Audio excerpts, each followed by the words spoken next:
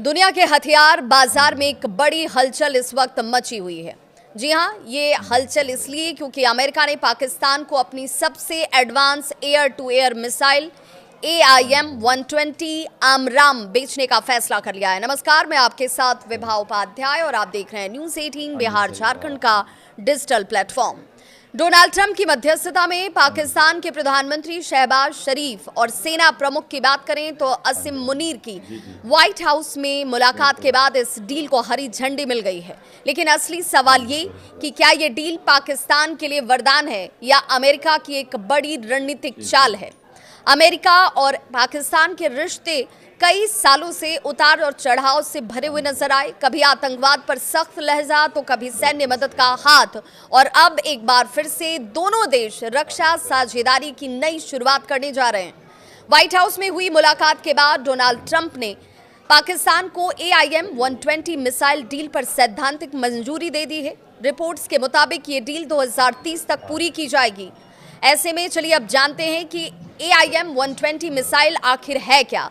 इसका पूरा नाम है advanced medium range air to air missile, जिसे आमराम नाम दिया गया है।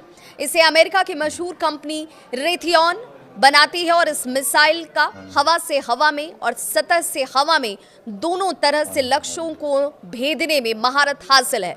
आमराम के दो खास वेरिएंट भी हैं, AIM-120C-8 और AIM-120D-3। इसका इस्तेमाल F-15, F-16, F-18, F-22, Eurofighter, typhoon, Gripen और हैरियर और F-35 जैसे फाइटर जेट से किया जा सकता है। चूंकि पाकिस्तान के पास पहले से ही F-16 फाइटर जेट्स मौजूद हैं, तो ये डील उसके हवाई बेड़े को और ज्यादा खतरनाक बना देगी। एथियन का यह भी दावा है कि AIM-120 दुनिया की सबसे भरोसेमंद फायर एंड फॉरगेट मिसाइलों में से एक है और अपने ऑनबोर्ड रडार से लक्ष्य को खुद खोजती भी है और उसे बिजली की रफ्तार से नष्ट भी कर देती है। नई वर्जन में लगे हैं 15 अपग्रेडेड सर्किट कार्ड जो इसकी गाइडेंस और ट्रेनिंग सिस्टम को सुपर एडवांस बनाते हैं। यानी अगर भविष्य में सॉफ्टवेयर अपडेट्स भी अगर आ जाएं तो ये मिसाइल खुद को उन अपडेट्स के मुताबिक ढाल लेगी। साफ है कि ये सिर्फ हथियार नहीं है, एक अपग्रेडेबल प्लेटफॉर्म है। पाकिस्तान ने साल 2010 में अमेरिका से लगभग 500 पुरानी आमराम मिसाइलें खरीदी थी, लेकिन ऑपरेशन सिंदूर के बाद जब भारत ने पाकिस्तान के कई F-16 को मार गिराया तो सवाल ये उठने लगा कि क्या उन मिसाइलों ने काम करना बंद कर दिया था। अब पाकिस्तान को जो AIM-120D वर्जन मिलने वाला है वो पहले की तुलना में कई गुना एडवांस है। लंबी रेंज, तेज रडार, लॉक सिस्टम, सटीक निशाना, ये इसकी खासियत है। मिलिट्री एक्सपर्ट्स भी मानते हैं कि ये डील पाकिस्तान के F-16 बेड़े को एक नई जान देगा और भारत के लिए एक नई रणनीतिक चुनौती पेश करेगा।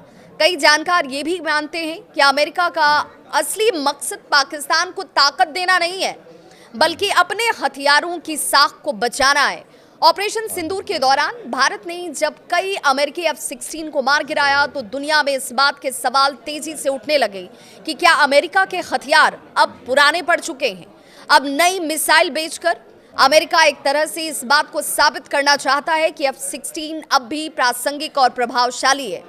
यानी ये डील कूटनीतिक प्लस मार्केटिंग दोनों का एक तरीके से मिश्रण है। भारत के लिए ये डील दो संकेत जरूर देती है। पहला, पाकिस्तान के एयर पावर में सीमित लेकिन तकनीकी बढ़त जरूर आएगी, और दूसरा, अमेरिकी दक्षिण एशिया में अमेरिका अपने संतुलन की नीति पर दोबारा से लौटता हुआ नजर आ रहा है। हालांकि भारत के पास अब राफेल जेट, मेटियोर मिसाइल और स्वदेशी अस्त्र मिसाइल सिस्टम जैसी क्षमताएं हैं जो पाकिस्तान की नई मिसाइलों को जवाब दे सकती हैं। लेकिन रणनीतिक तौर पर यह डील भारत के लिए एक सतर्क करने वाला संकेत तो जरूर है। AIM-120 मिसाइल डील सिर्फ एक रक्षा सौदा नहीं, ये आने वाले वर्षों में दक्षिण एशिया के सामरिक समीकरणों को बदलने वाला कदम भी हो सकता है। अमेरिका ने पाकिस्तान को ताकत दी है, लेकिन इसके साथ ही एक नई भू राजनीतिक बहस को भी उसने जन्म दे दिया है कि क्या हथियारों के जरिए शांति आएगी या एक और रेस की शुरुआत हो जाएगी। आमराम मिसाइल सिर्फ आसमान में नहीं उड़ती, ये देशों की राजनीति में भी गहराई तक अपनी असर को छोड़ती है।